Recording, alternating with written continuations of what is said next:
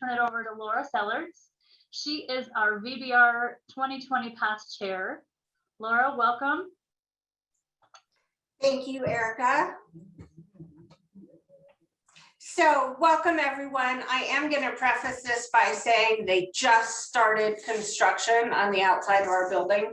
So hopefully you don't hear that in the background. But 2020 was an exciting year and we're glad to be in 2021. So welcome to new member orientation. We appreciate you guys all attending. So great questions. I'll just jump in and start answering a couple of those as we have some more come in and move through it. So the office is in Edwards, in the Riverwalk. So as Erica mentioned, we just completed a new remodel. So if you're in the area, stop in. We do have an open house, 2-day open house event coming up. Remind me the dates, Erica?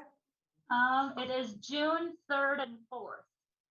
Okay, so great chance to come in and see the office and meet the team that holds everything together for us there. If you're familiar with where the Bookworm is and E-Town, we're on the ground level back Riverside. So super nice location, easy parking, easy access. And I think you'll talk a little bit more with Mike Fox on the MLS in the second part of the program. So we will leave the MLS tips and tricks and questions for him because he is the expert for sure. Well, I think we're good to go ahead and kick things off here. So as Erica mentioned, I was the 2020 chair. I've been in real estate a little over 10 years now. I work out of the Eagle office for Team Black Bear, which is part of Keller Williams. I've been involved with the board as a director. This will be my 7th year. And so we have an interesting setup in Vail. So we have the Vail Board of Realtors, which the mission of the Vail Board of Realtors is to support our members and community through education, technology, philanthropy, and advocacy. And that's built up of, we have the board, a chair-elect, and then we have a separate board for the MLS. And the MLS board, while they work together, they are two separate entities. And the Vail MLS is to provide relevant technology and accurate, accessible data to our members. We're recognized by our members and consumers as the most accurate source for local real estate data and market analysis. So I think in this virtual world of ever-changing technology with all of the internet options, it's super important to the Vail MLS and the Vail board that we remain that #1 source for accurate, up-to-date current data. So again, a great place to come to get that information, and we're hopefully leading the technology and staying current for our members and for our community. And then we have a third board, which is the Vail Board of Realtors Foundation. And our mission with the foundation is to support the community through nonprofit organizations and VBR members with need-based financial assistance, education, and disaster relief. So again, it's a prominent charitable organization, a 501c3, known for supporting the community and its members. We have a number of events that we hope to be able to bring back for 2021. We had some challenges in 2020 that include a scholarship program, and it's really a way that our industry can help support our community. So if you have additional information or require additional information, you can get that at the board. But we're really growing quickly unfortunately, because there's a need for the foundation. As far as the structure goes, this is sort of the big global overview of it. So at a national level, we have NAR, the National Association of Realtors. And then underneath NAR, we have the Colorado Association of Realtors. And then the 3 local boards that we spoke about there. And I think it's important to realize that these boards are all helping us to make our profession as strong as possible. And I think 2020 with COVID was a perfect example of the importance of having this membership backing the national level. Of course, I was very involved at the local level and the state level. And if for all of you that were in real estate at the beginning of 2020, you know that we went through a number of stages learning whether we were considered an essential service or not an essential service. And a lot of that is spearheaded at the national and state level to keep us relevant and to keep us in business. So if you have any questions, feel free to throw them in chat or ask, but these associations are here to support us and make all of us stronger in our profession. Here's just a diagram that shows the overall structure of the VBR. And so as I mentioned, we operate as 3 separate boards: the VBR board, the VMLS board, the Vail Foundation board. And then what we didn't talk about was the team that keeps all of this running together. And so that is headed up by Erica Kirk, who's our association executive. And then her team that includes the MLS director. Mel does all of our social media and help me out, Erica. I can't remember her exact title. Education. Thank you, education. And then Jen who left us. Many of you may have joined up with her and has been replaced by Jessica as our membership office coordinator. So again, a great time to stop in during the open house if you would like to meet any of the team members that provide support for us and help us out there. And then finally, our executive team, which is made up of the chair-elect for the VBR, and then the MLS chair and our association executive. So if there's a need or a time for the executive team to step in, we've got a really strong group of experienced people that are familiar with the different boards there. So we know that some of you are new in real estate and a lot of you are experienced, and we found that it was really important to bring up a couple of the top 10 things you need to know that are really specific to our area. And these are some things that are probably different than some of the boards in the Front Range in Denver, the metro area, and then things that we find being in a resort community are more prevalent and you may have run into in other deals and transactions you may not have. So we just kind of like to highlight these to point them out because we've had feedback from others that this may not be what they're accustomed to in their other areas. So obviously the board structure we covered pretty easily.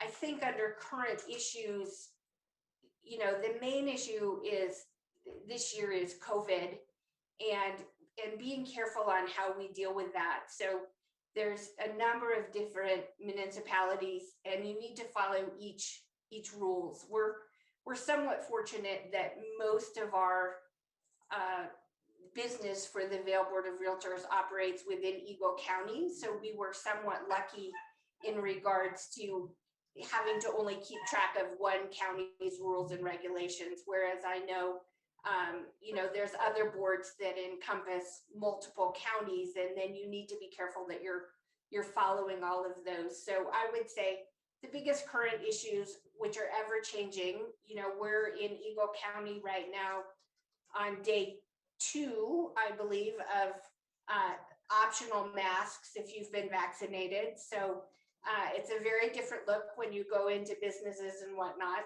And then again, keeping up with if a business has a preference and following local guidelines just to make sure people are comfortable.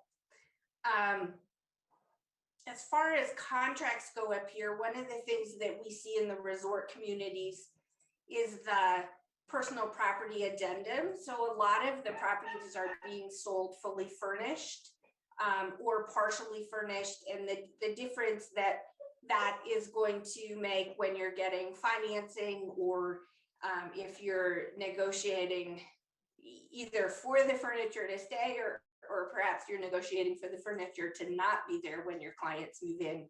But it's very common for the personal property, if it involves artwork or high-end finishes in our multi-million-dollar homes, to be a significant cost of what they're purchasing. So just be extra careful on that.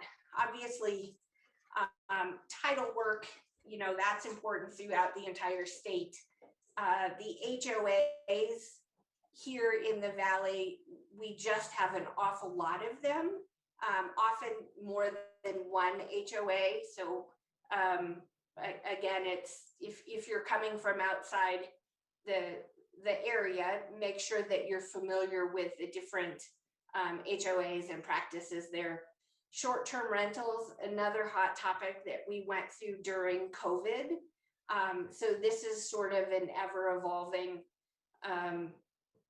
topic and how that will continue. One of the issues that we ran into last year at a state level was how short-term rental properties were being taxed. And so again, CAR and your local associations stepped in there because we thought that would have a really big impact on rental properties and in the sale of property in vacation areas. Transfer taxes. So this one's really a topic to be careful on. So I know that in this market that we're in, we're finding a lot of people are trying to make their offers a cash offer, whether they're truly cash or if they're using another way to get to being a cash offer. So at the legislative meetings last week that National Association of Realtors held, there's a number of firms out there that will help you turn your buyers that require financing into a cash buyer. And just be very careful up here, because with the transfer tax, some of them above 2%, if you're on a multi-million-dollar property, that transfer tax is going to apply every time that the property changes ownership. So the third-party groups that help you turn a cash buyer, a financing buyer into a cash buyer, it doesn't always work up here in this market. So we have transfer taxes. We also have a number of transfer fees. And then again, I'll use gypsum, for example. There's an area in gypsum that has a wildlife mitigation fee that's 0.01%.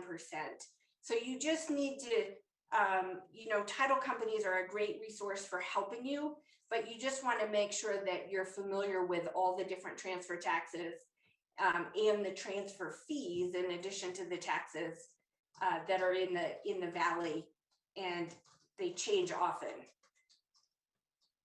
International out-of-state buyers and sellers, I think we're seeing more of them than ever before with COVID and the increase in the market. So, obviously the tax implications, just be really careful because, that is a large segment of our demographics of both buyers and sellers. The Vail Pro designation. So for those of you guys that aren't familiar with it, the Vail Pro designation is an educational model that was rolled out several years ago, and it's really leading the industry as far as helping provide information to brokers so that they are familiar on a local level, and they can be the experts to their clients. And so there's a number of different classes that include inspection, some of the things that you might run into in resort communities that you might not run into in other areas. Water, septic, well, that's a whole 3 whole new topics in their own as far as understanding water rights, the different types of wells, whether they're household or domestic wells, and what properties qualify and would require a variance on the wells, septic, etc. Pest, mold, radon. I think that we're seeing tests for all of those. We have the added recreational marijuana that becomes an issue with inspections and HOAs up here locally. But the Vail Pro classes have topics on a number of these, have classes that address a number of these different topics to help you learn specifically what we're seeing in the Valley so that you can represent your buyers and sellers and be real well educated on those different topics. Wildfire, every year this topic grows, unfortunately, and so the Vail Board of Realtors has been very proactive with our Real Fire program, and there's classes on opportunities to mitigate and be prepared. So another great class that I think many people forget about during the months that we're not experiencing wildfire, and especially after last year, which for the state of Colorado and locally here, we were surrounded by a number of significant fires. And then nationally, these are just growing as well. So a great, some great classes there that you can step in and learn a little bit more. And then finally, we've got the Pathway to Professional Conduct. And this is a video from National Association of Realtors that will play for you.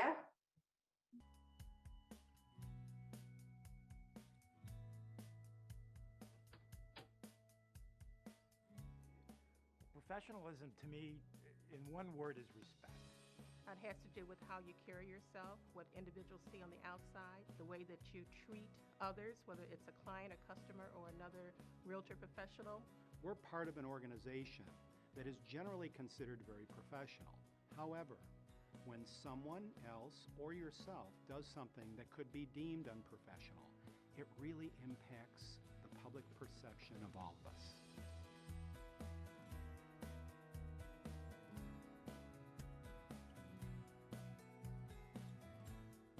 Being a member of the National Association of Realtors means you hold yourself to a higher standard. Our code of ethics and standards of practice set us apart from those who are not members and govern our professional conduct as realtors.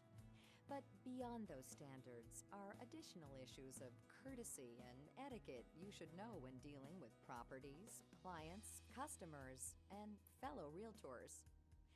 Based on NAR's Pathways to Professionalism, this video contains tips that you can follow to maintain a level of professionalism that will benefit your career and the real estate industry as a whole.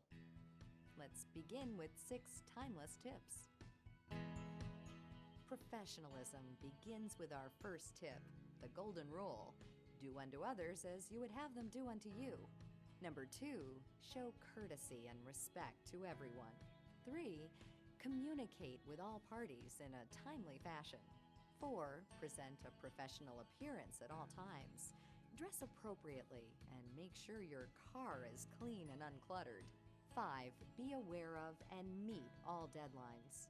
And finally, number 6, be aware of and respectful of all cultural differences. It's important that we portray ourselves in the highest light that we could be perceived. The importance of professionalism to my reputation is the cornerstone. Without a good reputation, you have no future business at all. It's very important to be as professional as possible and to follow the code of ethics because this is a business that grows by referrals. It takes years to make a good reputation, and it takes seconds to lose a reputation. As a realtor, you have unique and trusted access to a very important part of people's lives, their homes and property. How you treat that property matters and leads us to our next series of tips on professionalism.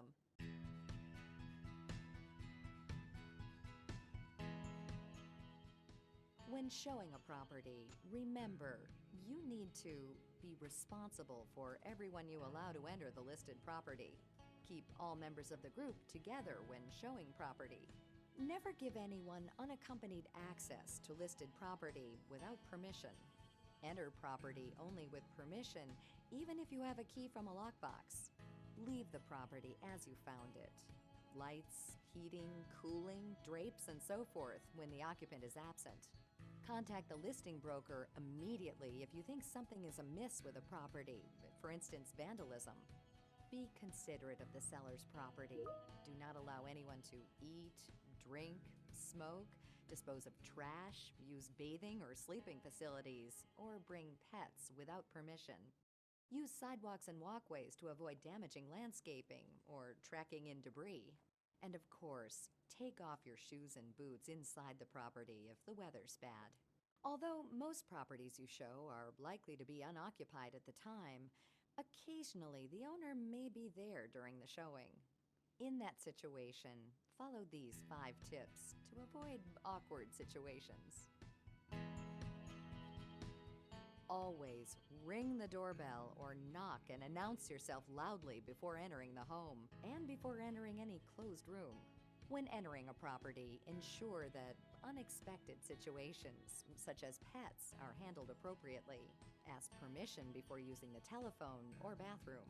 Never criticize property in the presence of the occupant, and inform occupants that you're leaving after showings. What I notice sometimes is other realtors are distracted. They're on the cell phone, they're doing something else where people are showing properties, when really they should be paying attention. So the key there is to be alert.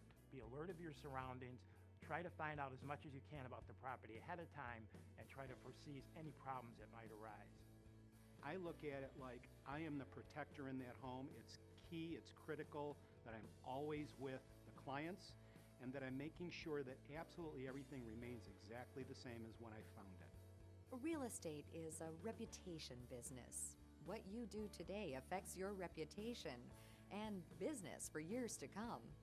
How you interact with people goes a long way toward determining what your reputation will be.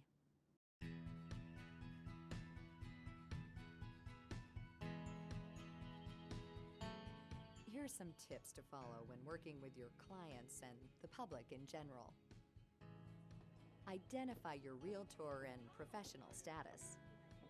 Leave your business card if not prohibited by local rules. Encourage the clients of other brokers to direct questions to their agent or representative. Do not tell people what you think. Tell them what you know. Respond promptly to inquiries and requests for information. Call if you're delayed or must cancel an appointment or showing.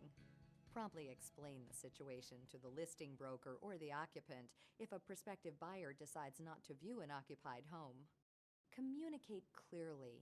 Don't use jargon or slang that may not be understood.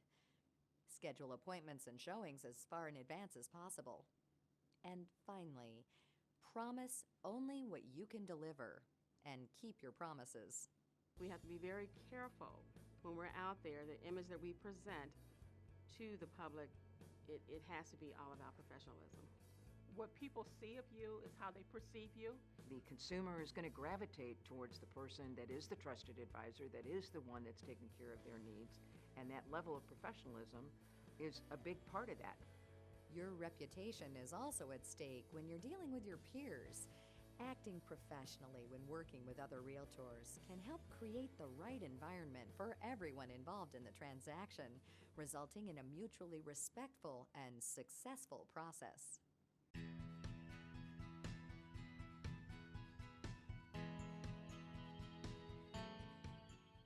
you're dealing with other realtors, always be sure to identify your realtor and professional status.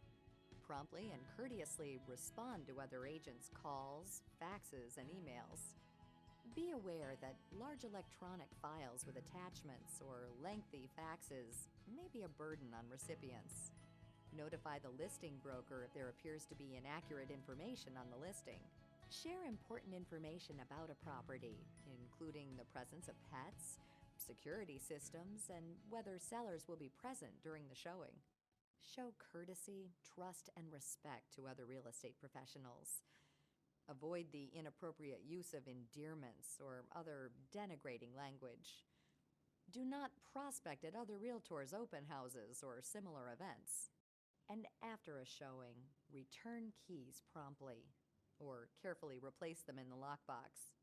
If you take care of those details, if you make appointments in the proper manner, if you cancel appointments in the proper manner, if you pick up keys, return keys, as the listing broker and the seller have set up the process, that's all part of the cooperation that we have for one another and can add to the level of professionalism for the entire industry. I always think about the fact that when I'm working with a buyer or seller, that transaction may come around maybe every 5 to 7 years. But when I'm working with my fellow realtors, I might have another transaction with them next month. Professional conduct and respect for property, the public, and your peers are key blocks in building your reputation and a successful real estate career. Also, remember that the way you are perceived affects how all realtors are perceived. You've joined one of the most professional organizations that you could possibly join, with enormous political power, enormous support.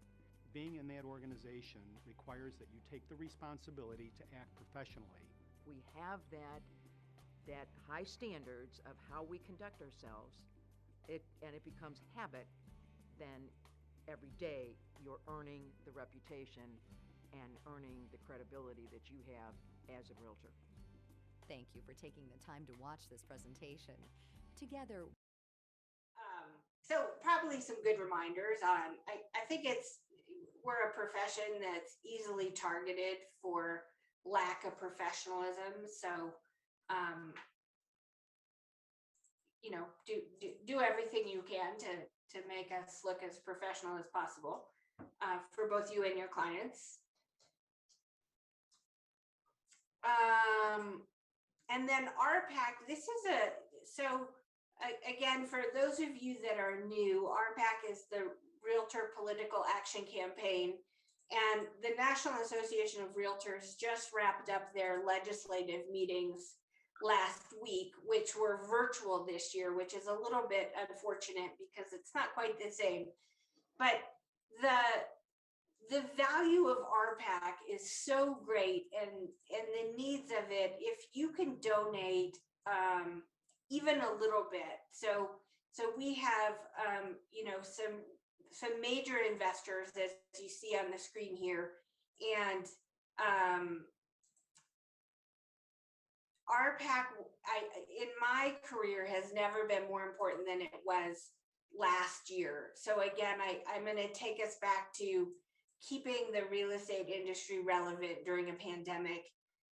They accomplished some really great things, both state and nationally. One of the big ones was the electronic notary.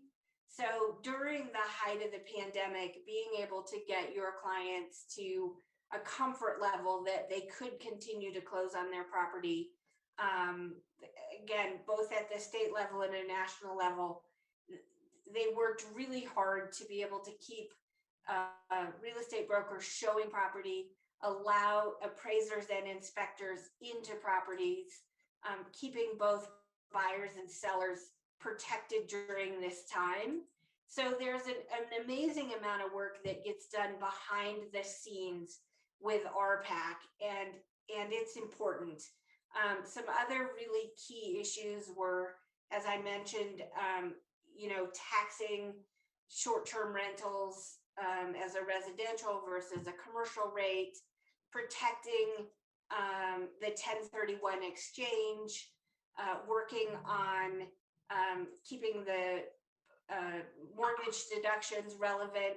So this is all taking place while we're out working every day. So again, I encourage everybody, if possible, we would love to see our membership donate $99 per member and be in that $99 club. If you're interested in being a major investor, that's $1,000 a year. And I don't want you to think of it as an expense, think of it as an investment into your profession. So this is really important. I encourage everybody to vote, to register to vote, and to vote so that they do have a voice in what's happening. And then the other thing we found is completing the census is really, those statistics are really valuable. So we're in a community that has a lot of second homeowners and whatnot. So all this data really adds up and is valuable. And so please donate if you're able. It's an investment in our profession and our careers. All right. So Laura is actually going to be leaving us. Do you guys have any questions for Laura as our past chair? All right. Well, enjoy. Thanks so much, everyone, or Laura, for being on. All right. So I am going to play an introduction video to the National Association of Realtors just to give you guys an overview of what that looks like. So I'm going to put that on here for you.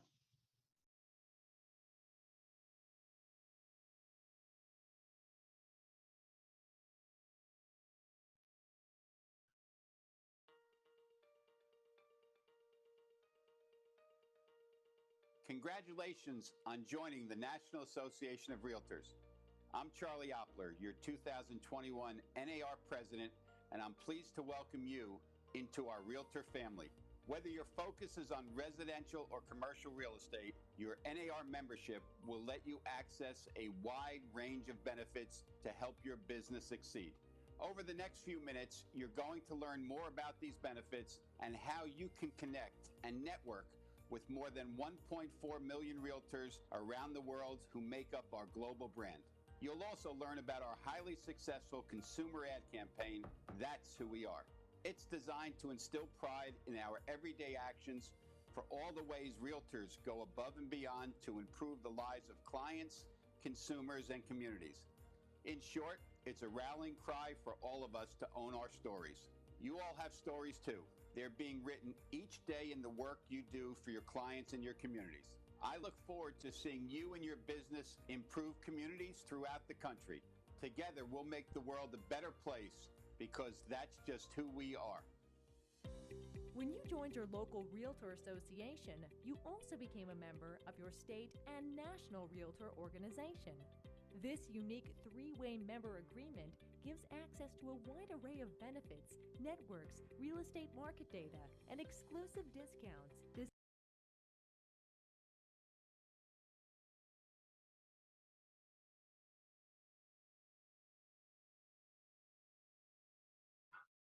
See, it looks like my internet just went slow here. Hopefully we can get it back up.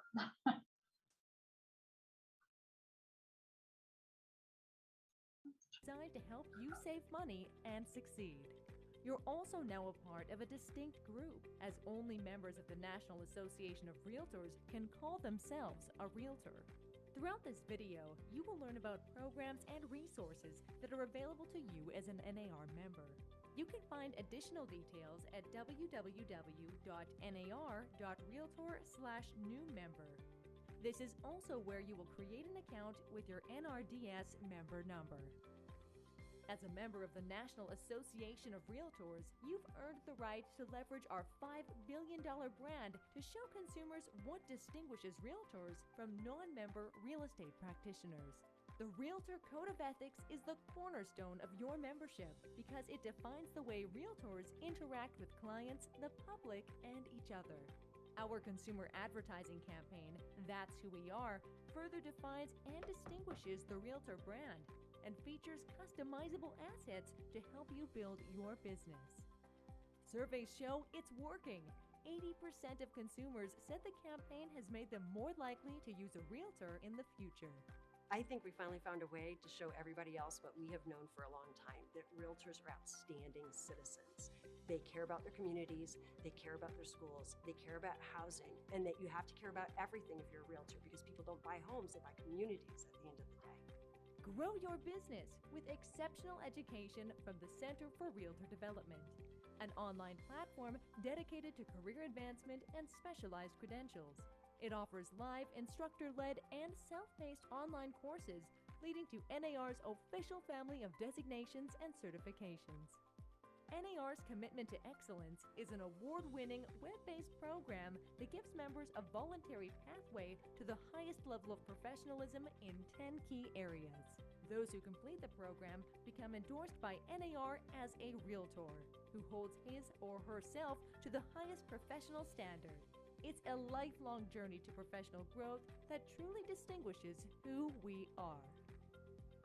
One of the most important services NAR provides members is political advocacy. Whether at City Hall, the State House, or Capitol Hill, NAR's elected officials influence vital decisions that impact property owners across the country and your bottom line. As a realtor, you're encouraged to take an active role, whether it's through voting in elections, contacting lawmakers, or investing in the Realtors Political Action Committee, known as RPAC, which supports candidates for both parties who champion our issues. Together with RPAC, Realtors are a force to be reckoned with nationwide. Investing in RPAC is absolutely the very best way a realtor can advocate for not only private property rights and home ownership, but also all of the details that help people with the affordability angle. We have a seat at the table talking not only about different legislation that helps people be able to afford home, but also economic studies that help with affordable workforce housing. Investing in RPAC is absolutely investing in the American dream.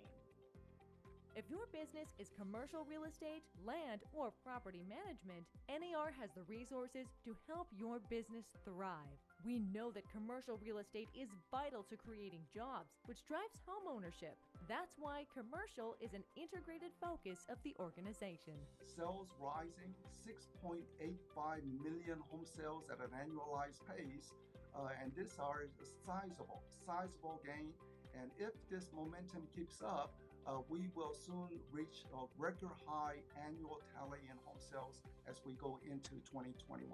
NAR has a wide range of resources available that easily connect commercial members to local associations. Resources like partnerships with Brevitas and Crexi, data reports from RPR, and NAR's advocacy efforts allow practitioners to broaden their network and leverage the political strength of realtor associations nationwide. Wondering how to leverage the value of your realtor membership? NAR's Realtor Benefits program provides exclusive access to a wide range of savings and special offers designed to meet your professional and personal needs. In just 1 year, more than 800,000 realtors saved over $74 million by leveraging at least one program offering. Uncover savings opportunities in personal insurance, technology, home and lifestyle, and more.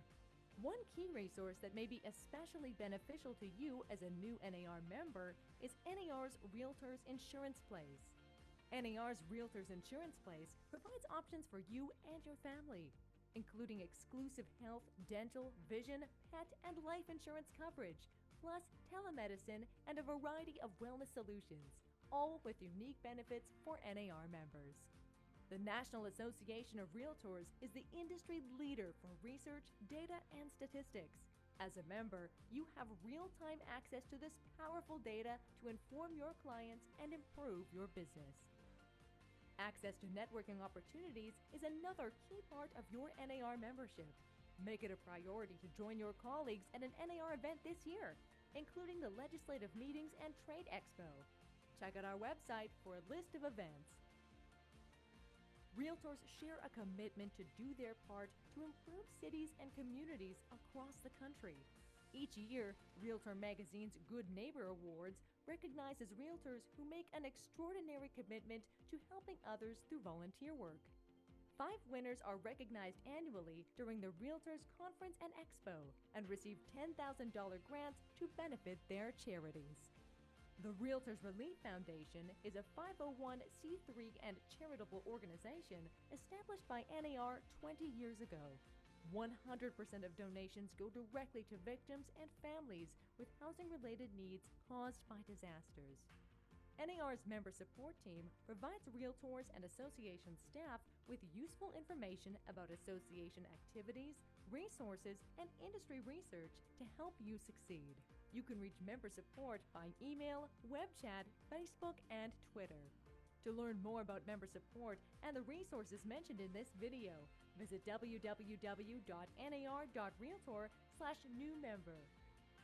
We'll guide you through your first year as a member of the National Association of Realtors, help you maximize your membership, and take your business to the next level. I hope this video has helped you understand more about our organization. I encourage you to reach out to our team and ask questions. We're happy to help. On behalf of the National Association of Realtors, it's our pleasure to welcome you to our Realtor family. So I think sometimes people forget that they're members of the National Association of Realtors. You get so busy in your careers. So I think it's just important, even those that are secondary with us, to kind of have a highlight of those benefits that are included with your dues each year. Let me grab our PowerPoint and get that pulled back up here. So this morning, I know a big chunk of you guys took the Code of Ethics. That's what sets us apart. The Realtors is having that Code of Ethics that, highlights the professionalism in the industry. So it's really important part of being a Realtor. I did invite Mark Gordon. He's one of our members and a representative of the Residential Real Estate Council to speak. So I think Mark just got on here. Mark, do you want to, I'll turn it over to you real quick. Oh, you're on mute. There we go. Hello, everybody. That is so impressive, Erica, that you said to come in at 2. I came in about 30 seconds late and you were ready for me to go. Hopefully you weren't waiting too long, but that's pretty, all realtors are that timely. That's the beautiful thing about us. So it looks like, just to get my, there's 30 people here, and I think most of you are new agents, brokers, and new to the business, although I think there's a little mix of experience. So I remember that when I first got out of real estate school and got hired at Sotheby's, I don't want to say I was lost, but there was a whole lot to learn. Learning in real estate school is enough to get you to the point where you're ready to start learning. And so the first thing that I noticed was there was quite a few other realtors who had all of these initials at the end of their name. And those are the designations and certifications. And that's the way you can do your continuing education. And that's where you can start learning more of the graduate school level stuff as opposed to the basic stuff.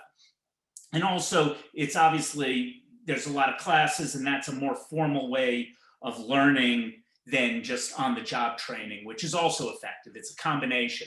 So, some of the designations that I've taken, as well as that makes sense for up here, there's a resort and second home designation, there's a green designation for environmental friendliness, there are certified buyer representatives, there are seller representatives, military referral representatives, and then there is the Residential Real Estate Council, which is RRC, which the designation for that is the Certified Residential Specialist, which the buzzword amongst CRSs is that it's the PhD of real estate. So just to let you know, I am the Colorado president this year and probably next year, unless there's a primary against me, which is always a possibility, but probably not. The Residential Real Estate Council is the umbrella organization that that manages the certified residential specialists. CRS is one of the more difficult but worthwhile designations that you can get. The classes which anybody can take, whether you're brand new or you've been in the business for many years, you will get something out of it. We have the best instructors, and the idea behind really all of them is running your real estate business as a business, as opposed to a hobby, as opposed to just floundering around. It's to systematize, and part of the mission of CRS and RC is to raise the level of education and professionalism within our ranks. I just saw an Inman headline saying that NAR just had we have the highest amount of realtors in the country ever. They just announced that today. And not to get into anything too controversial, but it's somewhat easy to become an NAR member. Yeah, the state tests are difficult. Some states are easier, but you then join NAR and you're a realtor. CRS, RRC takes that one step further, and to become a CRS and get that designation, you have to do a certain amount of business and take a certain amount of courses. Plus there's a maintenance requirement every year. But like I said, you can you can join RRC, you get tons of member benefits, you get the Inman news, there are conferences, there are discounts on the classes, there's a bunch of free webinars, there are, right now, because we're in that still doing Zoom classes and hybrid classes, you can take classes anywhere in the country. The instructors are all active participating realtors right now, so you get a really up-to-date perspective. Plus there are certifications. There's a luxury certification, a green home certification, a smart home certification. And we have a big conference coming up, which I have found is the most worthwhile conference there is. It's Celebration. It's going to be in Lake Tahoe this August. So anybody who is interested in more information, please see me about any of the designations, and especially the RRC. And we will probably be having some events coming up in the near future once we switch to more live events. So thank you so much for letting me take up some of your time today. Thanks, Mark, for joining us. I think it's always nice to just get a little bit of a perspective of someone else in the industry with taking these classes and things. So do you guys have any questions for Mark at all before he jumps off? No? Okay. Well, thanks for jumping on. Thank you so much. I'm going to jump off now and get back to trying to sell some real estate or find something to sell. All right. Bye, Mark. Thank you. All right. Well, okay. So next up, I'm going to chat a little bit more about the Vail Board of Realtors and our structure here. So I'm the association executive here at the Vail Board. And what I do is I work mostly with the board and doing strategic planning and making sure that we accomplish everything that the board sets out to do. I also handle a lot or help with the ethics complaints, which we actually use the Colorado Association of Realtors. If you ever have that come up and you want to submit an ethics complaint, that is held and run through CAR for us. And Mike Fox is our MLS director, and he'll be talking a little bit more with you here at the end. But he handles also all kinds of MLS concerns, broadcast email system, our RET setup, and he's the liaison to the VMLS board of directors.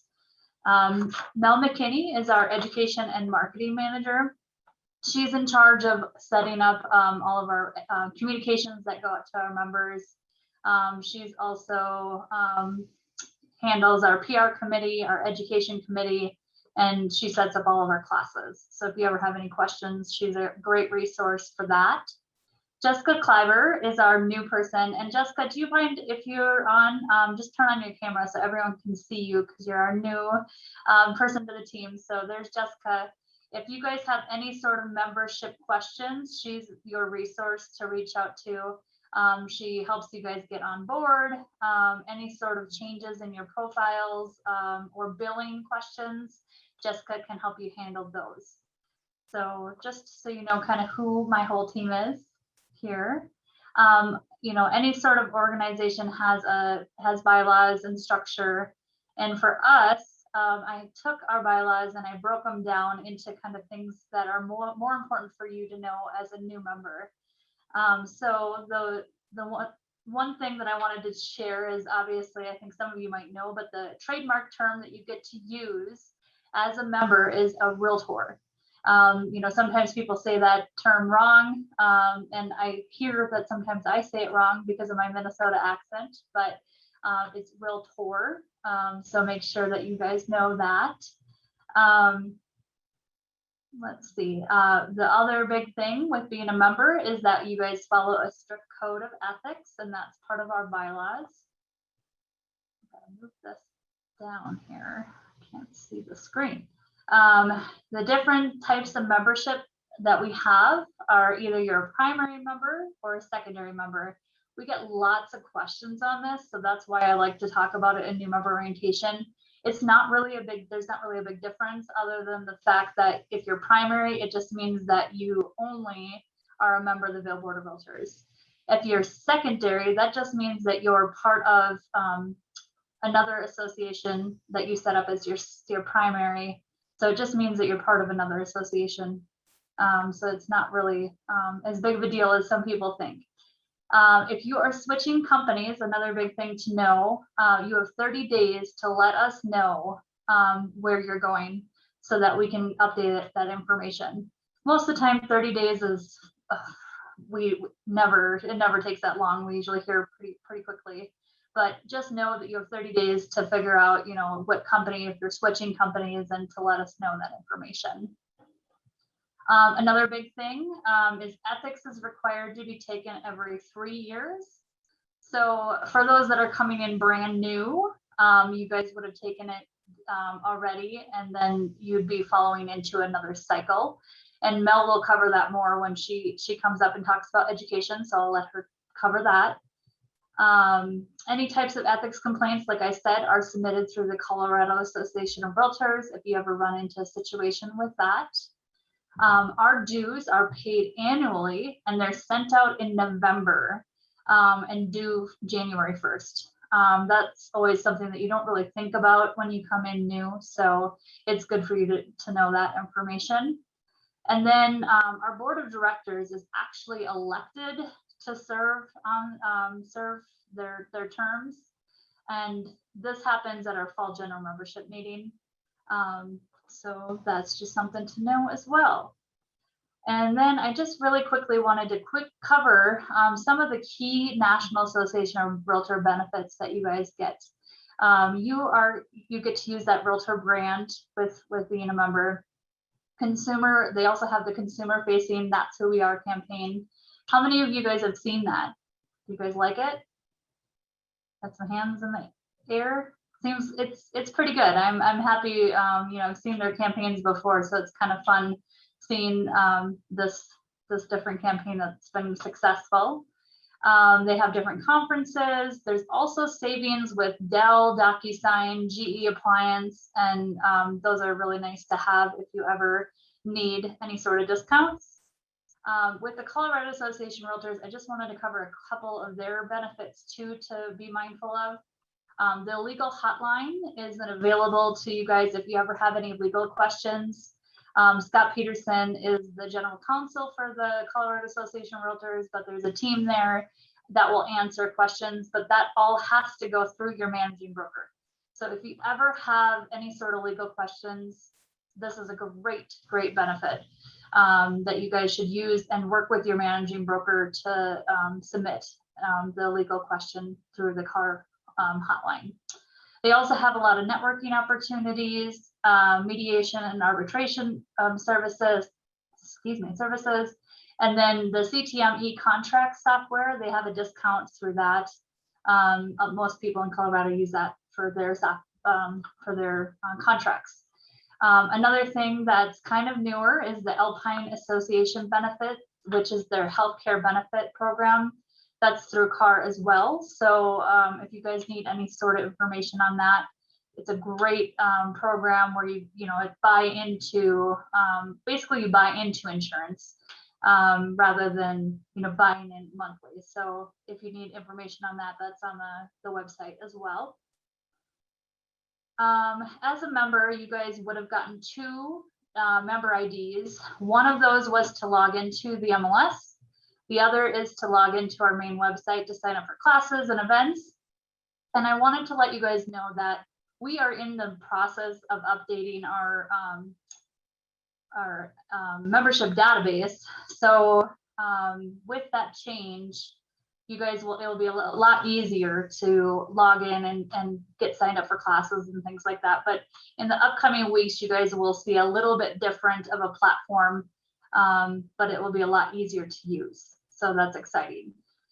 You also got a NERDS number when you joined, which is your National Association of Realtors ID number.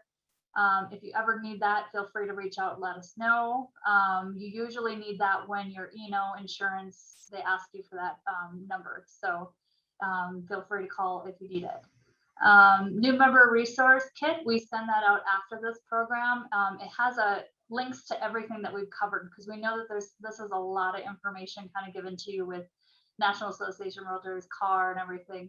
So be looking for that sometime tomorrow. And that includes, the 10 things that we think that are important to selling up in the Vail area. So we'll send that out to you.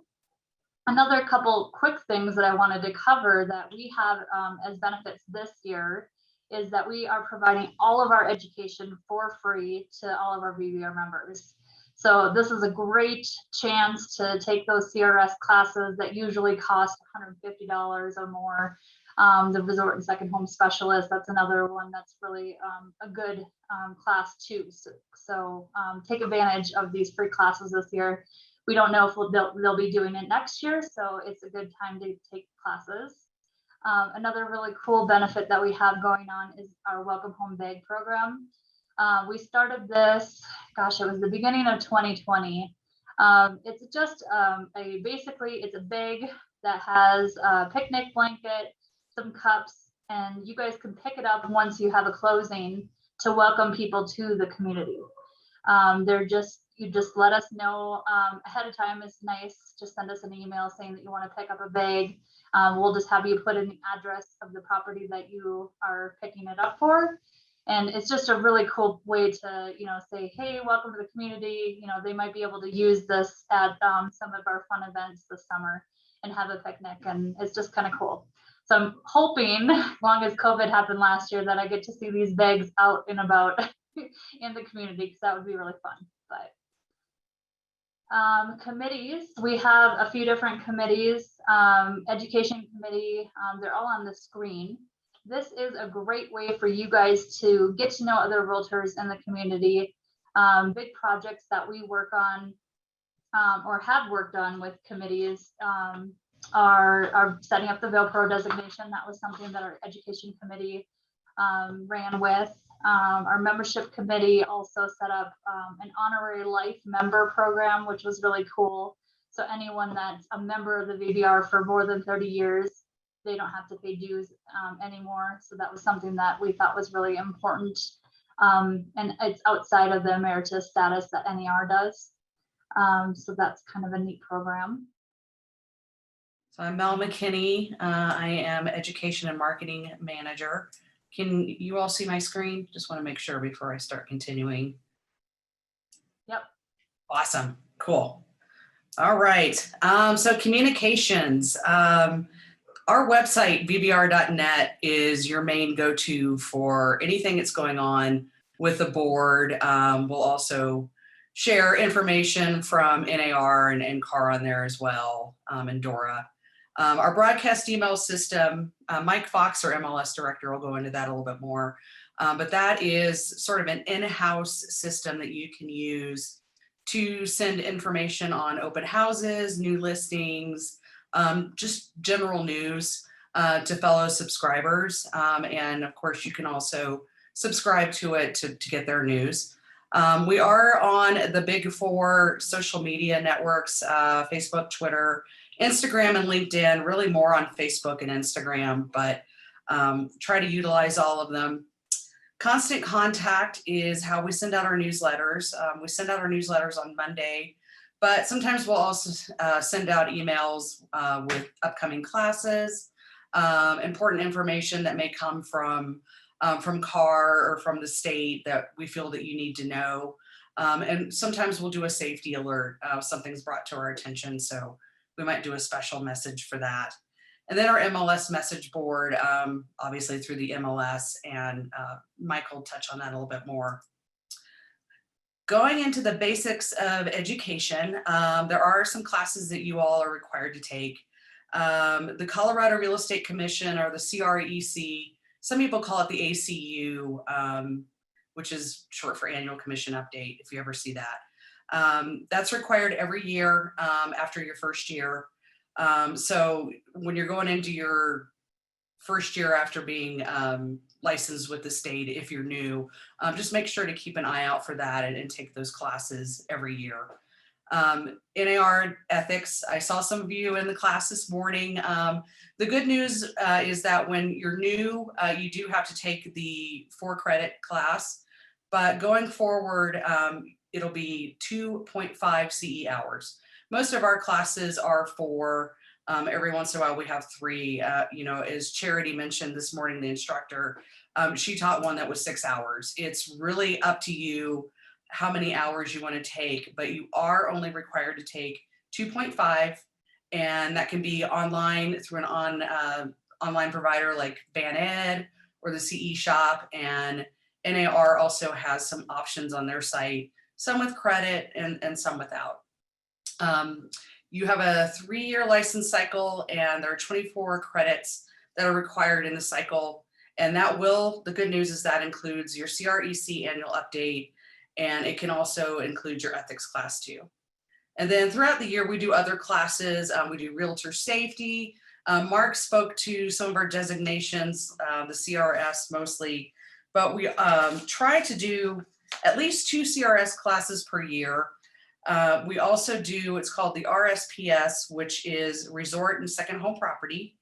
And bear with me here. The certification, it's designed for realtors who facilitate the buying, selling, or management of properties that are for investment, development, retirement, or second homes in a resort, recreational, and/or vacation destination.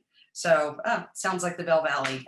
So that is a designation that we have a class for every year that we suggest check it out. Also CIPS, which is the Certified International Property Specialist. And this is for realtors from the US and from around the world who want to develop or grow their international real estate business. So that's another one to consider. And then we have our own designation, the Vail Pro, and we do classes for this throughout the year. The way it works, there's no time limit for you to earn the designation. And there are 4 courses that are required. One is Vail Valley History. One is an annual community update where we'll have someone come in from Vail Health, Vail Valley Partnership, Vail Resorts, and they'll do an annual update.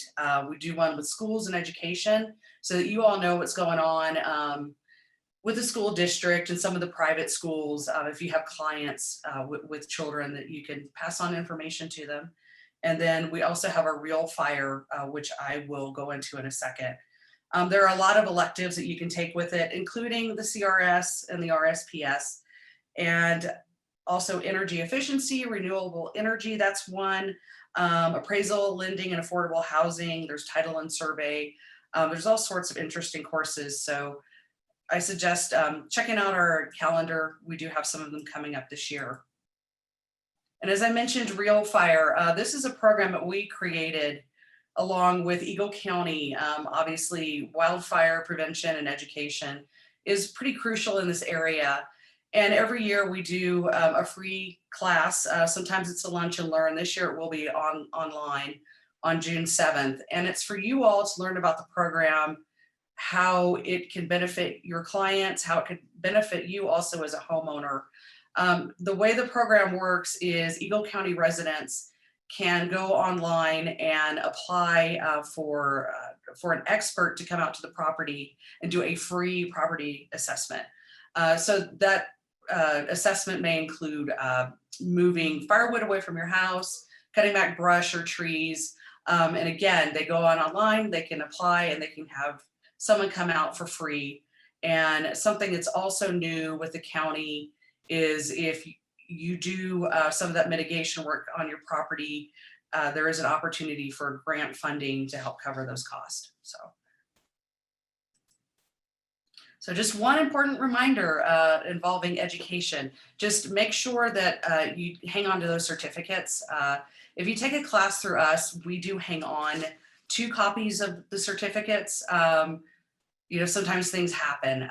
So we just want to make sure that you have a copy of your classes. So just in case you're audited by the Real Estate Commission, you can, pull out your folder, or you have it saved online or wherever, and have all of those certs handy, and you can take care of yourself. And then just to show this really quick, education and events, it's on our webpage. That's basic education information on your requirements, our classes and events calendar, VeilPro, and as always, if you have questions on education, please feel free to reach out to me. So moving on to the fun stuff, our events, obviously our classes. We do a mixer every year, the Bell Valley Partnership. Community connections, those might be highway cleanups, river cleanups. We do a habitat build day. We did a ski and ride day for the first time in 2020. So hopefully in the coming year, we can start that up again. And of course, things like holiday party, which I will talk about here in a second. Our annual golf tournament, this year it's going to be hosted on September the 13th. And this benefits the Vbr Foundation, and which has a scholarship fund and also does good work in the community. So save the date for that. We are putting together teams for that right now. And there are also sponsorship opportunities. And this year, since things are returning more to normal, we are going to have an après golf party. And this is going to be at the Eagleville Golf Club. So, and again, all the proceeds benefit the foundation.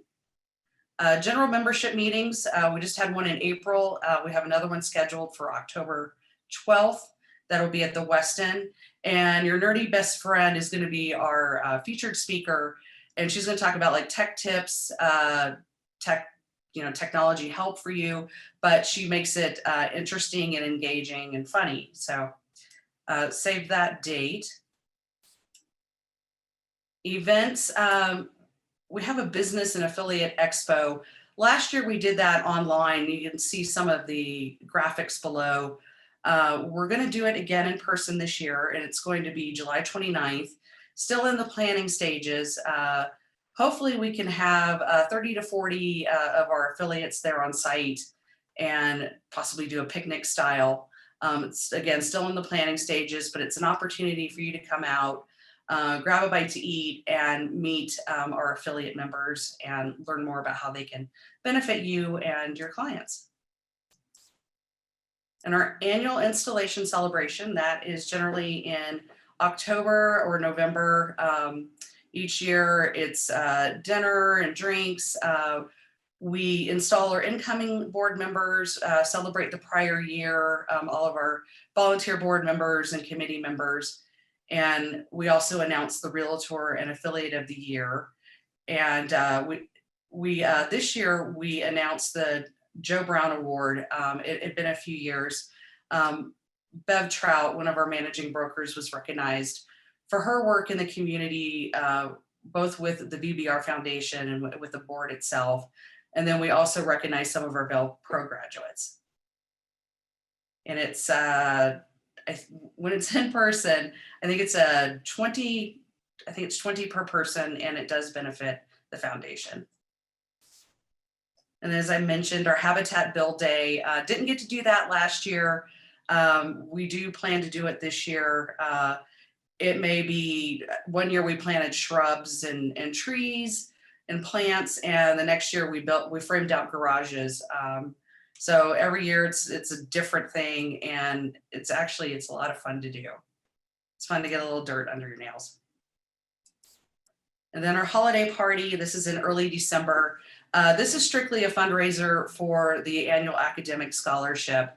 Last year we were able to award scholarships to 21 deserving students, and raising funds for, right now we're in the process, we're accepting the annual academic scholarship applications. So this is really the big push to fundraise for it. And as you can see, it's food, drink, music, games. We have a silent auction. We have a photo booth generally at the party when it's in person, and there's merriment. So we don't have the date set for that yet, but we'll definitely keep you all in the loop for when it is planned. And then another thing for the foundation, Colorado Gives Day, maybe some of you have heard of this. There are, I believe, thousands of nonprofits around the state that participate, and our foundation is one of them. We do have a profile on the website, coloradogivesday.org, and it's just Colorado's largest online day of giving. This was started, I want to say it's definitely been over 10 years ago. This year will be on December 7th. So we'll be sending out information on that in November and in December. And then a final event that we do is affiliate appreciation. September is generally when we host this. We don't have a date set yet, but it is open to obviously our affiliate members and also our Realtor members for you all to come out and mix and mingle. And it's just a way to show our appreciation for our affiliates. They sponsor courses, they sponsor events. They're here really to support the work of the board and our members. So, and being realtors, any excuse to have a party, we are there. And speaking of affiliates, we do have a listing on our website where you can go and find affiliate members, whether that's someone for painting or mortgages, or I mean, we've had restaurants as members. So whenever you're in need of something that's real estate related, or even if it's not, reach out to us or go to our website and look under business partners. And please take a moment to look up, just find what you need, and to recommend them to your clients and to keep them in mind. And they do have their own benefits too. They have access to broadcast email. You'll see them at events, and we'll do the expo for them this summer. So definitely keep our affiliates in mind. Today we're going to talk about the MLS, and just do a quick introduction of the MLS. I'll go through some the basic functions that you'll be using. I'll kind of expose you to some of the more advanced features. We're not going to have too much time to get into that today, but feel free to hang out afterwards and ask me any questions. I'm more than happy to make myself available. After that, we'll talk about Centurylock, and then we'll do a quick overview of the rules and regulations. So to start, to launch the MLS, you can launch it from vbr.net by clicking the MLS login and logging in with the information that was provided. Or you can go directly to vbr.flexmls.com, and that will serve the same purpose. So this is your homepage. The best way to look at Flex MLS is to go top to bottom, left to right, like you're reading a book. So here's your home. This will set your home menu, is where you'll find all your features. This row right here is your bookmarks. You can add anything to your bookmark by simply adding a star next to it from the menu. And this here is a very handy tool called your quick launch bar. This quick launch bar works much like a Google search bar that you might be used to, where you can just go ahead and start typing anything in there. And it's giving Chrome's trying to autofill my addresses. But you can see as I type in Avon, it's giving me everything that, I really wish Chrome wouldn't do that. It would give me everything that Avon, everything that has the word Avon in it. You can use that for properties. You can use that for people. You can use that for areas. Literally anything that's searchable in the MLS, you can launch from that quick launch bar. It's a really handy tool. If you hang out in it, as long as, oh, didn't want to do that. As long as Chrome doesn't try to autofill it for you, it'll show you, that's really frustrating, your most recent searches right there. So it'll show you your most recent searches, as well as everything else you've launched there. So if you run a search, forget to save it, it's a good way to look at what you've done most recently. The dashboard, all of these gadgets on your dashboard are customizable. You do have a default that we set out for you all, but you can change them as you like. You can move them top to bottom, left to right, remove them if you so want. You can create new ones by going to customize, add gadgets, and then you can kind of go through and see what kind of gadgets you want. I've seen people that like to add different hot sheets for every property type. So what you can do is you can add a hot sheet to your dashboard. And then as you can see now I got 2 hot sheets, but I want one that is just land. So now I got one for the whole MLS and I got one for just land. It's a pretty handy tool if you work across different property types to see what's coming up. As I said, your toolbar is customizable. Up here, you can add anything to it by adding a star from the menu. You can reorder it by just clicking reorder, then dragging and dropping your most used things into different positions and clicking save. Menu right here will contain all of your available options. If you are looking for something in particular, the best way to find it is to just start typing what you're looking for. I noticed that in the chat, someone wanted to learn about some Mls statistics. So I'm just going to start typing. And as you can see, as I type, it's going to whittle it down for you. And now we can see the different type of statistical tools that are available right here. One thing that you want to make sure to do if you have not done it yet is look up your profile and make sure that your profile is set correctly. There are going to be some things that you cannot change on your own. I will need to make that. Mostly it's going to be your contact information because we have 2 systems that communicate to each other. So it has to be right in one. It has to be the same in one as it is the other. But go through if you want to change your marketing name, anything like that, that's the place to do it. All right. So as I said, let's see. Now we will go to a quick search. Everyone likes the quick search. So we'll go to quick search. And quick search is search. There's no, oh, sorry. Let me ignore that.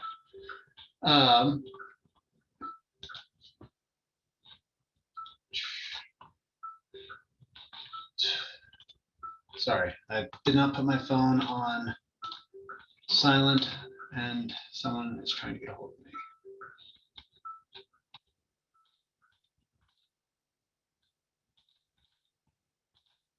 All right, sorry about that. So quick search, again, top to bottom, left to right.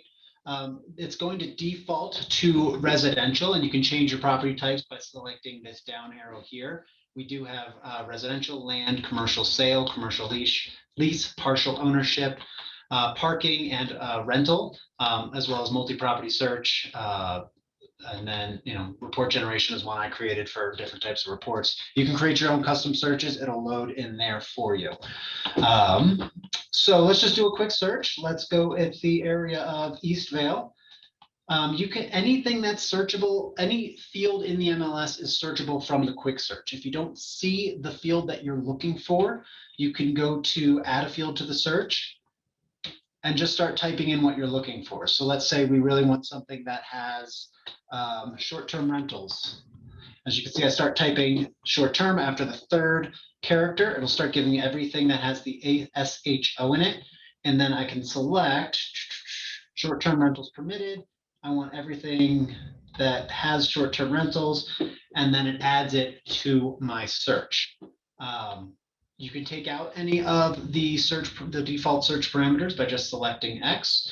And then one other thing I like to point out at this point is that you see this little qualifier there where it says short-term rentals permitted of yes. Any of these searches, you can click on it and it can change the qualifier. So if you want everything in East Vale that is not search short-term rentals permitted, I guess you could select no. That's not a great example for this, but what you can do is you could select yes. So let's say we want East Vale, but everything that's not in the Bighorn condos. So we can change it like that. So that's a pretty handy tool if you're looking for to exclude something rather than include. So once we have our search results, we have different ways to view our search results. As you can see, it starts with the map search right here, and we can go to list to view ours in list form. All of these columns are customizable. You can select which ones you want, which ones you don't want, and that is by going to your view and changing the view. You can sort it by any way you want by going to sort. So say you want it by price, then square footage size, and then time on market. You can go ahead and click that and set those parameters by going to sort. Click out of that. Another option would be to look at, that's frustrating. Let's get out of there. All right. So the next option after the list form is to look at the detail form. There are two versions of the detail reports. There are public, which is what your clients can see. It contains any information that is considered public that would be included in the IDX, or private, which is your privileged information as VBR members. There's also a couple of different preloaded reports that we created for you all. You can go in and create these reports yourself. That would be an entirely different class, so we're not going to go into that today. The VBR Private Report is going to be the most comprehensive of all of the information on there. It's going to include everything that is included in the listing. As you can see, you can also look at history of the property, tax info, a calculator just to do your basic mortgage calculations. Rate Plug is also a mortgage calculator. RPR is a product from NAR that gives you a little bit more in-depth information on it. So you can toggle between these. If you want more information on, say, the history, click on the plus sign to expand it out. Other ways to view it are go to photos.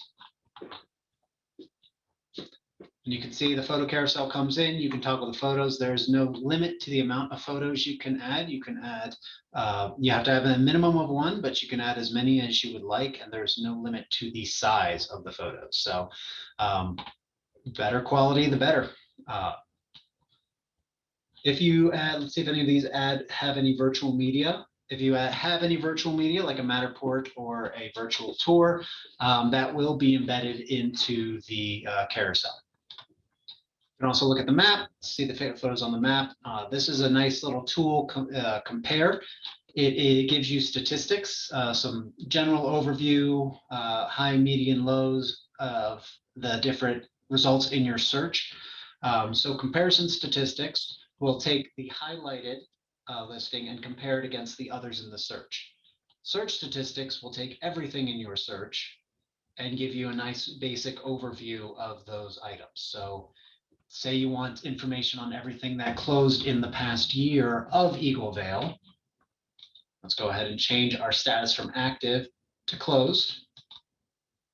And we can have it either go back automatically a year, or we can say 365 days, 30 days, 60 days, whatever we want. But let's go, everything sold in Eagle Vale in the past year. That's a lot, so let's add.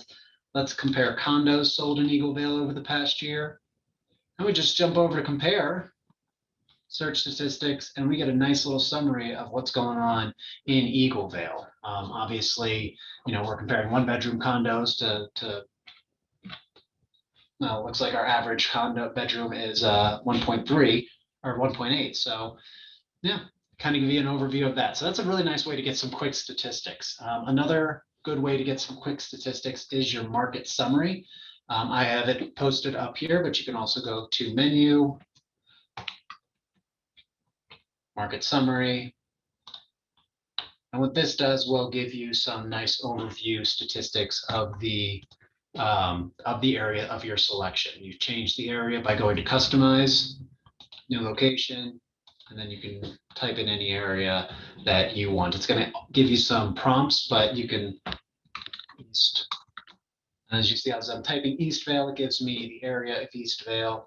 And I can just click that and run that search. And now we have everything that's been going on in Eastvale. It gives you some graphics you can embed and also some hard numbers that you can take a look at. Contact management. Contact management, again, can be found from menu. It can also be embedded up onto your bookmark. There are 2 ways you can add a contact. One is just the quick add. All you need is a first name, last name, and an email, and then just select add. Another way is to go to the green plus sign, add contact. So let's go ahead and just walk through that. So I'm going to add myself again. And let's see, phone number. So you input all that stuff as you would, add the contact. And then once I'm added, I'm set up. And then I have this contact card. So your activity is going to be how you can track my activity in my portal or from the listings I set. So anything that I click on, you can see what I've shared with maybe my wife or something that I've emailed on, or even track your own emails to that client.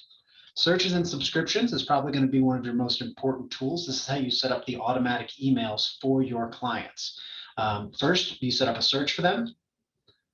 And I'm going to use my most recent unsaved search because I don't want to set up a new one right now, but you can set up any search for them, or if you wanted to set up a new one, you could just create a new quick search, run through that process. And then you would add it. So right now I have a saved search for my client, but I don't have a subscription set up for my client. The subscription is the automatic email. So if you want to set up those automatic emails, what you will need to do is highlight the search that you want, then click add a subscription. I didn't put in an email for myself, so it's going to tell me to put in an email for myself first. So let's go ahead and put my email in. Highlight, add subscription. And then we're at the add subscription page. So here's where you can set whether or not to CC yourself on it, send you an email when the client clicks the link. Enable preview mode. If any of you have worked, I believe it's Matrix has something called concierge mode, where you'll receive the email before they do. So you could say, oh, they won't like that one, or something like that, filter it out for them. That's called preview mode in Flex. You can set the schedule for what you want, daily, weekly, monthly. I believe it sends out if you do it daily, it sends out about 6 a.m. every day.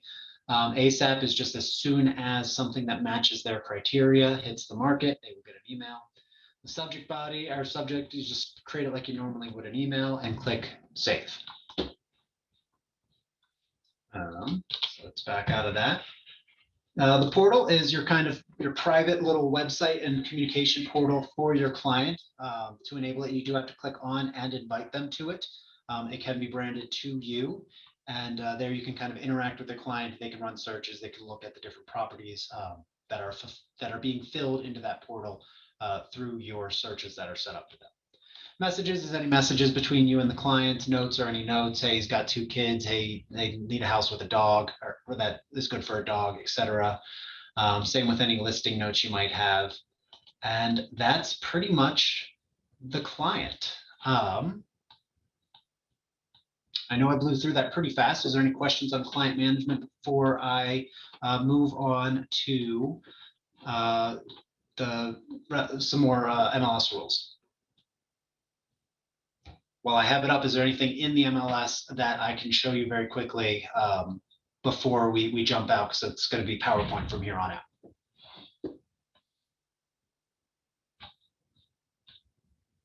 Okay, great. Let me double check. No, that one's in the chat. Sounds good. So let's switch to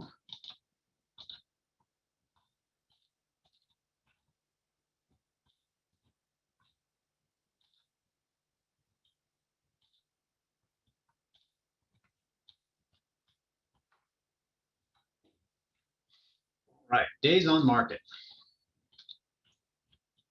So we have 2 counts for days on market. We have the ADOM and the CDOM, the agent days on market and the cumulative days on market. The ADOM will reset to 0 after 90 days of the status being canceled or expired. The ADOM will also reset to 0 if the last status of that property was sold, or if the property is relisted with a new company. The CDOM will reset to 0 365 days of that status being canceled or expired, or reset to 0 if the last status of that property was sold. The DOM rules are set to prevent manipulation, so you can't just cancel a listing and then relist it to get a fresh days on market. You do have to have that allotted period of time pass in order for your DOM to reset. Next, we'll talk about statuses and their sorted definitions. The VMLS does have a coming soon status, which signifies that a property has been secured with a listing agreement, but is not ready to go active in the MLS. There are additional rules that govern this status, the most important being there's no showings of the property while the listing is in coming soon status. The full rules are in Exhibit E of the VMLS rules and regulations. We're not going to dive into it too much today. There is a separate class on this status and how it relates to the clear cooperation policy in particular. I'm more than happy to share that link with anyone that is interested in watching that. And then I'll probably be doing a live one here in the summer. Active signifies that a property is listed in the MLS and being actively marketed. Pending signifies that a property is under contract. Withdrawn signifies that the property is temporarily withdrawn from the MLS. This one is intended if they are redoing the windows and it's not going to be ready to be shown, or you want to take the shoulder season off of showing and go back when it starts getting busy again. That would be a withdrawn status. Deleted is when a property should not have been entered into the MLS and is permanently removed along with its history. I am the only one that had, or anyone else with admin access, has the ability to delete a listing, and it's only going to be used when a listing has been entered in error. Canceled signifies that the seller is permanently canceling the listing agreement with the listing broker prior to the expiration date of that listing agreement. Expired signifies that the end of the listing period has come to pass, and that is automatically updated in the MLS when you designate the expiration date. Closed signifies that a property has sold and is closed. One of the most frequent violations that occur within our MLS is related to the time frame that members have to update a listing status. Statuses must be updated within 2 business days from the effective date. That means that members have 2 days from when an agreement is signed to enter it into the MLS. If a property is sold, they will have 2 business days to update the MLS. For properties that go under contract, you are required to update the listing in the MLS within 2 business days from the effective date to update the status. That means there's no leniency for the arrival of earnest money or contingencies. Once the contract has been mutually executed, the 2 business day requirement begins. Does anyone have any questions at this point? I do. The effective date, I'm doing a listing where we're signing it, but the contract doesn't go into effect for another 2 days. So I don't have to have that in really for 4 days, correct? That's correct. But if you were to publicly promote that listing prior to the listing going into the MLS, you would have 1 business day to enter it. So if they say you have the listing, but we're not going to go into the MLS until 4 days from now, you got to keep mums the word on that listing until you're ready to go into the MLS. Perfect. Thank you. Yeah, of course. All right. I'm going to watch a quick video here. Let us rededicate ourselves to assuring that the promises of the Act are reality, and that the promise is extended to groups not fully protected from discrimination. To achieve that goal, we must take action to oppose and challenge discrimination when it occurs, and advocate for specific language in the Act to protect the LGBTQ community from housing discrimination. We must also focus on educating how equal opportunity in housing is directly connected to health, education, and economic opportunity. You know, our zip code is our destiny. The zip code that you grow up in is going to determine how high you're going to climb the social ladder and the economic ladder in our country. If we don't have quality schools within a neighborhood, if we don't have a chance for social advancement within a neighborhood, then the homes that people invest in within those neighborhoods are not going to increase in value and not allow them to leave a legacy for the next generation. Discriminatory housing practices create racial and economic segregation in communities. That can lead to disparate outcomes in overall quality of life. Fair housing supports developing racially and economically diverse communities and expands access to greater life opportunities. Each of us has a role to play. What can you do? Redouble your efforts to understand fair housing laws and how your actions, words, and understanding of the issues impact housing choice. It's important to take action to oppose discrimination so it doesn't continue years to come, generations to come. And there's many ways to do it, and we should be all made aware on the steps to take when we do face discrimination and how to take action. When you see discrimination, challenge it, report it.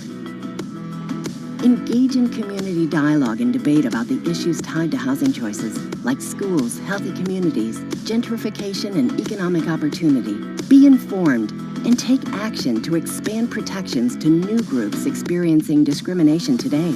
We know that we have half the population living in states that have protections for people who identify themselves as LGBTQ or gender identity, but it's only half the states. It's imperative that we come together as a country, that there are protections in place for everyone, whether you're Black, white, Asian, a millennial, it does not matter. Everyone should have the same rights in terms of being able to own a home or being able to rent a home. As realtors, we don't just sell homes, we sell communities. And the reality is that everything that we do really ties into the overall economic vitality and viability of a given neighborhood. And we, as realtors, play an important part. Home ownership, I mean, it's the cornerstone of our society. There's obviously still work to do. Call on members of Congress to change the Fair Housing Act to prohibit discrimination based on sexual orientation and gender identity. By protecting the rights to housing, free from discrimination for all people, the Fair Housing Act preserves and advances opportunities for everyone. It's time for all realtors to take ownership of fair housing rights, to challenge discrimination, and ensure the promise of the Fair Housing Act. Fair housing. Fair housing. Fair housing makes us stronger.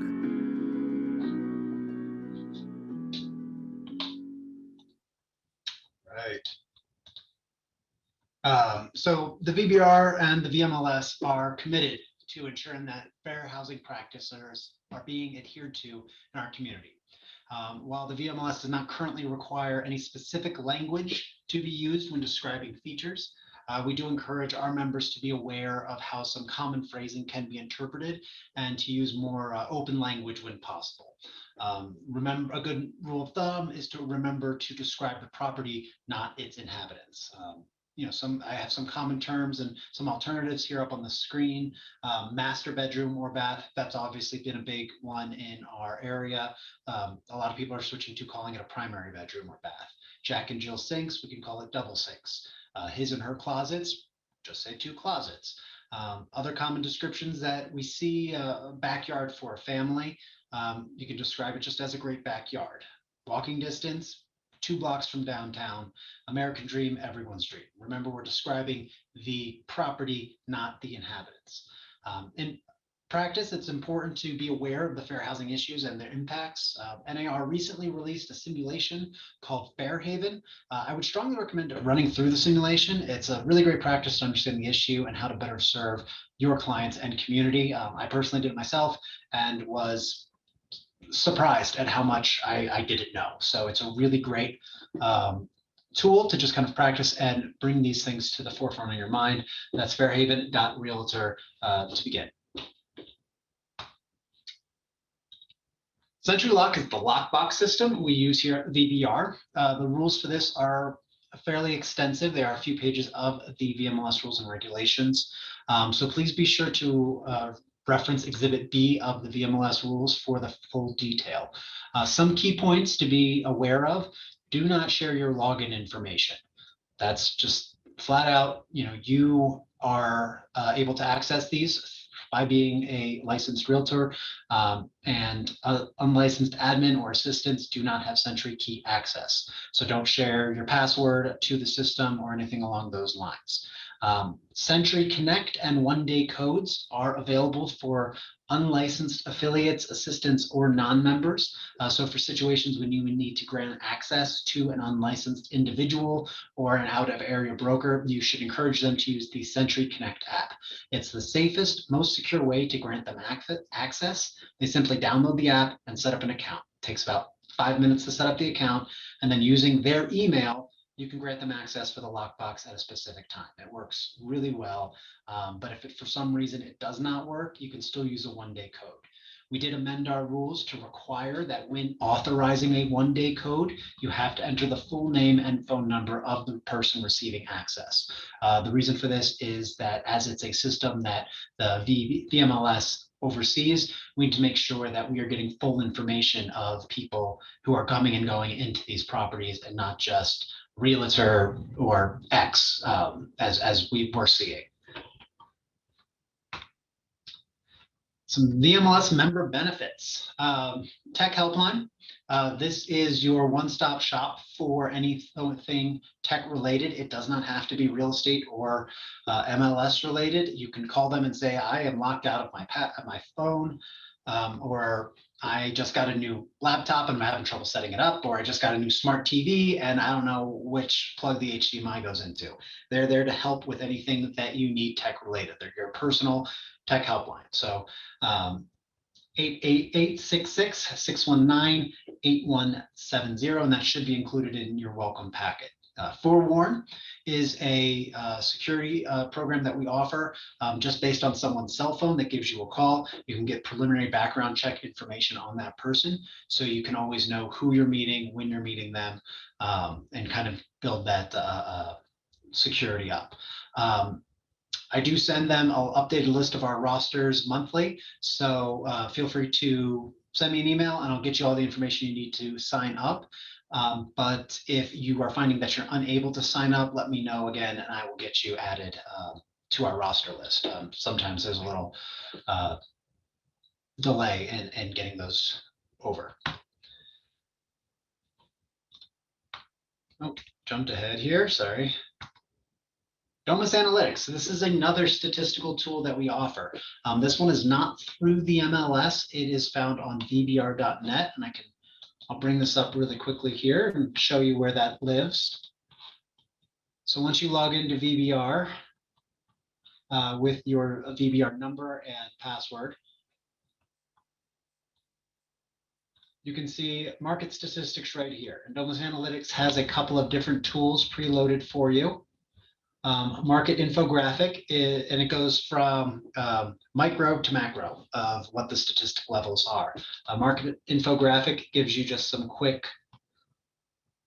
there it is, some pretty info on what the market is doing. You can print that, embed it into your own personal website or newsletter, select the different areas or property types that you want. To kind of get an overview of what the market is.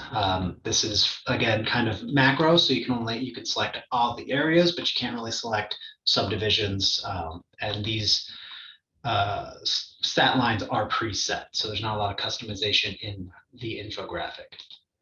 Market Insights is probably their more popular and flagship tool.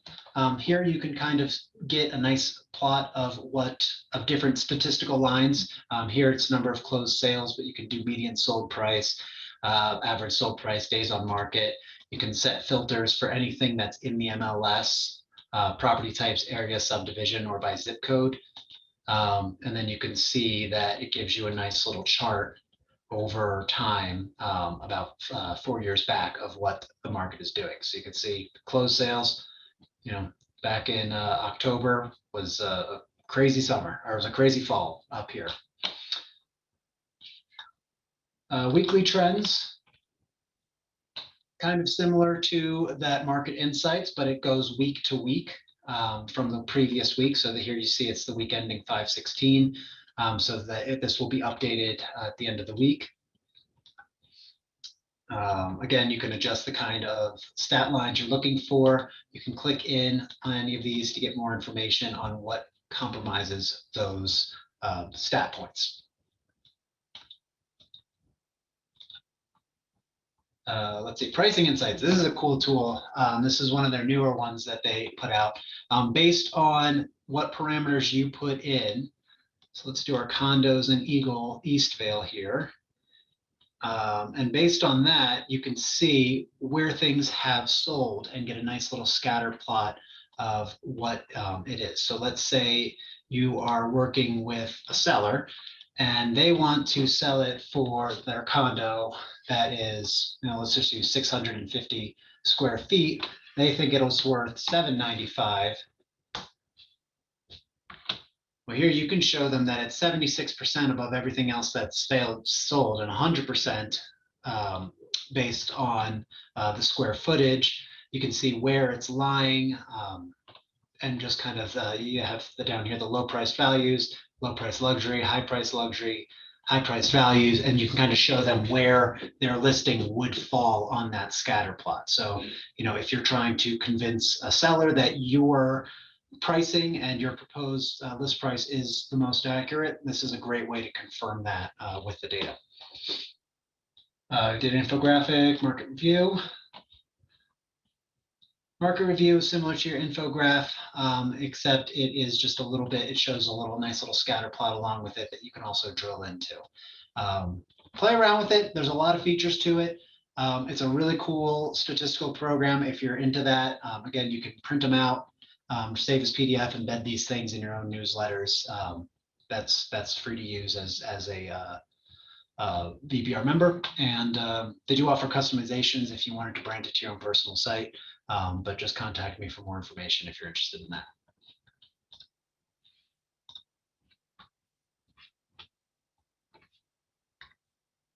Finally, Showing Time. Well, we just launched Showing Time in February of this year. Provides simple showing services that make the appointment scheduling easier for you, the realtors, and buyers and sellers. It is integrated into the VMLS, and it is a free member benefit. You do not have to pay for this. It's there for you if you want to use it. To get started, go to Menu, type in Products, and then select Showing Time, and that'll bring you to your Showing Time portal. From there, you can adjust any restrictions on your listings, set up how you want to be communicated with. I can share the webinar we did for this product if you're interested.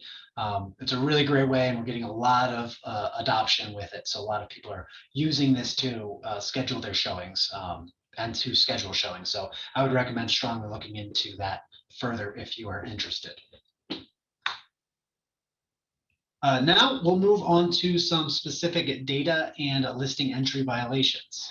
Some of the most common violations we see to avoid are inaccurate listing information, and that includes branded content in the public-facing sections and the timing issue we already discussed. Branded content is anything that can identify the listing broker or their office in any of those public-facing sections. That's the remarks, that's photos, virtual media. You have to make sure that you're not putting anything that says call me at this number in the public-facing sections. More serious violations include sharing login information for any MLS system, including Centurylock, entering a listing without a listing agreement, or displaying inaccurate data on personal websites. If you do want to set up an IDX feed, you are, as the member, responsible for making sure that that website is providing accurate data and promoting accurate data. We had an issue about 2 years ago where the website vendor was not updating the RETS feed enough, and they were showing things that were sold at a price they weren't sold for, which was obviously a big issue when they were trying to resell them. Let's see. All members are required to adhere to the rules and regulations of the VMLS. There are penalties for these violations that will range from a simple warning to correct or $1,000 fine on the first offense. So please be sure that the information you are entering is accurate. Also be aware that the tax info that you enter is accurate and correct. When entering a residential listing, parcel and schedule number are required. So incorrect info can cause issues with the property's history. Also, there are different taxes and transfer fees. A fee is not a tax is not a fee. So make sure that you are aware which one of these you are including. Same with really any information you're entering. Every community in Eagle County is a little bit unique in how they go about doing things. We have fields for all of them, but make sure that you are entering them correctly. It is your responsibility to double check those things. Photography is required, and the photos must represent the property. One good example of this is that any views need to be accurate to the property. So it's important to remember this when it comes to digitally enhancing photos. For example, don't show a beautiful sunset when the balcony is facing east, or don't show views of the mountain if they don't have views of the mountain from that property. If using photos that other members or other photographers have taken, you must have permission. Uploading photos without the consent of the copyright owner is a $500 fine per photo. So if you go live with a photo with a listing that the seller gave you a bunch of photos that they used from the previous time, and they give you 10 photos, you're going to be fined $5,000 for if you don't have the permission to use those photos, and that has happened before. So make sure that if the seller is giving you photos, that they are the copyright owners of those photos, and they didn't just pull them from Zillow and say, hey, use these. Now we're going to move on to the broadcast email system. Jumping ahead here.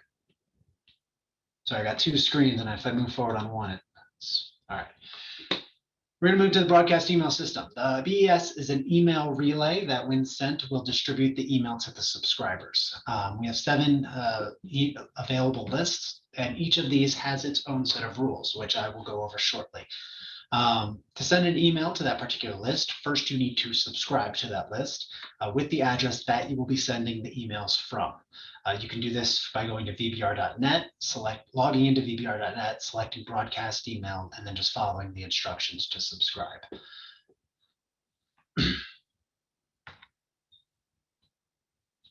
We have 7 available lists. First is new build. That is for any new development projects. If a development of 20 homes is being built, our members don't want us to get 20 emails for identical properties at addresses that are one-off. So you can provide updates through that new build list. Open house is to promote any open houses that you have. You can send one save the date and one reminder, but please don't inundate the list with an excessive amount of open house promotion. Real estate is to promote any real estate properties in the MLS. It has to be listed in our MLS to be sent through this list, and there are some approved topics that it has to adhere to. An example of those approved topics are new listing, price change, new media. Some unapproved topics that you're not allowed to send on are seeking backup offers. So make sure that you read through those rules before you send an email, or just give me a call or shoot me an email and say, hey, am I allowed to send this? First you get a warning, then you get suspended. And this is one of the most popular tools with our brokers. So I would really hate to take this out of anyone's hands. Open forum is where you can post your political opinions. You can post anything that doesn't fit into the other ones. Keep it civil is all I got to say. For sale is where you can post anything for sale, either that you're selling, your sellers are selling, or your friend or neighbor is having a garage sale and you want to let the realtor community know. It's meant to be a public service for our community. General news is for general news. It's kind of where our affiliates can promote their businesses, but only affiliates can promote their businesses. So if your neighbor is opening a new landscaping company, you can't say, hey, check out my neighbor. They have to become an affiliate, and then they can say, hey, check out my new company.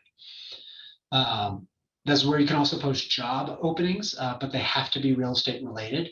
So if your office is hiring, more than free to promote through there, or you can ask for recommendations for services, plumbers, inspectors, etc. Then rental information is for rentals. It does not have to be a commission or offered. It can be something that you just sold a place and they want to rent it out. You can help your new buyers or new sellers rent it out through there. It's meant to be a community resource to help build camaraderie within the community. So if you have a client looking for a rental, if you have a client looking to rent a property, you can post it here. Or if you have a friend that's moving to the valley and they need a place to live, post it here. Again, each of these rules, each of these categories do have additional rules, and they are outlined in Exhibit C of the BMLS rules and regulations. Just some quick broadcast email consideration. Oh, let me see, I have a question. Why do agents in the Vail Valley not list their leases in the Flex system? Most use the broadcast email. Yes, that I can't really say why the practice is. It's been like that since I've started. The rental list is very underutilized in the MLS. We don't require rentals to be entered, and most of the time they go too quickly for it to make functional sense. So I'm not really sure why, but you can put them in, but they typically don't. Is there a Flex app for mobile devices? Yes, it's called Flex MLS Pro. So if you are looking for the mobile app, it is Flex MLS Pro. There is a Flex MLS for buyers and sellers. The one you're looking for is Pro, and you just log in with the same information you use to log into the MLS. Where do you input short-term leases, weeklies, or monthly rentals? That would be, you could put that in the lease or the rental property type. So when adding a listing, you can select the property type rental and then input the term in there. All right, sorry, back to broadcast email. Some common email issues to avoid. Reply all is prohibited for all broadcast email groups. So just make sure if someone's asking for something or you see a listing you like, don't reply all to the whole group. Forward is prohibited in subject lines, and email messages that are posted to the incorrect group or list. Again, if you're not sure which group or list to send it to, feel free to give me a call or shoot me an email and just clarify before you hit send. Other considerations, the email limit is 6 megs. For open house, sorry, the open house email limit is 6 megs. The real estate limit is at 4. So if you find that your email is not going through, but you're not getting a rejected email bounce back, it's usually the issue. Resize your photos and try again. Any of the violations of Exhibit C or the broadcast email rules, the first offense is a notify from me saying, hey, this is an issue. Second is a 2-week suspension. Third is a 3-month suspension. Or I'm sorry, it is a 1-month suspension. And I think that is it. Are there any other questions I can answer at this time? I have a question. Is there a formal class on Flex that we can sign up for? I don't have any dates announced. I'll probably do some stuff in June, but yes, so look for stuff in June. It'll be Intro to Flex MLS. I'll go into what I covered today, but in an hour-long format as opposed to 15 minutes.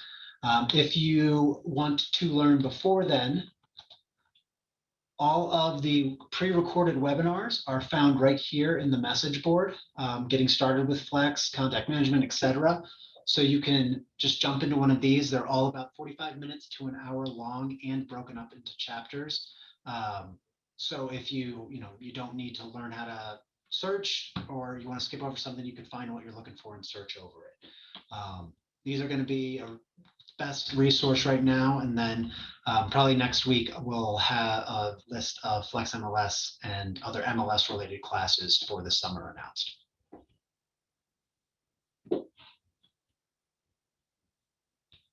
All right. Well, anyone else have any questions?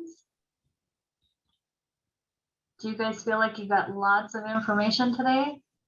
Yeah. Well, thank you so much for attending.